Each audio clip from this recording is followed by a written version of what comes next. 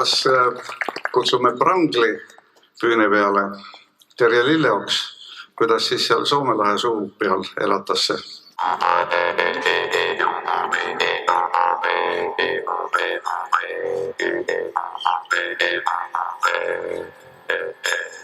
Tere!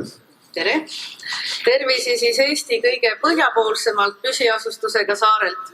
Prangli on siis Põhjasaartest ainukene, kus Nõukogude ajal asustus ei katkenud. Seal on pidevalt elatud 600 aastat.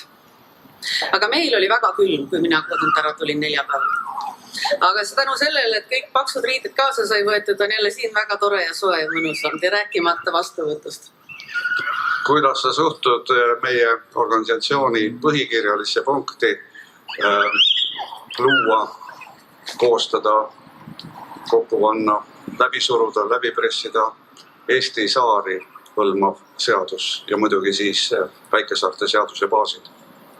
No eks see, mis on kindlasti vajalik, on see, et ükskõik mida me ei tee, me tuletame ennast meelde, et me oleme olemas.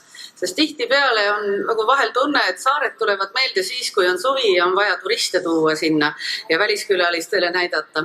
Aga ütleme see osa, kuidas seal talvel hakkama saadakse, kui me jäämeresse tuleb ja laevad on katki, et see on nagu siuke, et see on nagu teie asi ja see ilus pool on nagu meie asi. Et ükskõik, kuidas siis seda asja edasi viia, igal juhul ma usun, et sellest tõuseb tulu. Aga nüüdki vaadates, kus need saartekogud olnud on, kus mina olen käinud, et kui erinevad on need saared, kui erinevad on need inimesed, kui erinevad on need saarte lood. Et see seaduse tegemine, see on ikka üks väga peenratsepa töö saab olema, et oleks nagu hundid söönud ja lambad terved. Kuule, meil Eestis on moekunstnikke väga maailma nimega lausa, kutsume appi, unglevad kokku selle. No eks me peame seda ikka ise tegema, et ega keegi teine sinu eest ära ei tee. Aitäh sulle! Aitäh!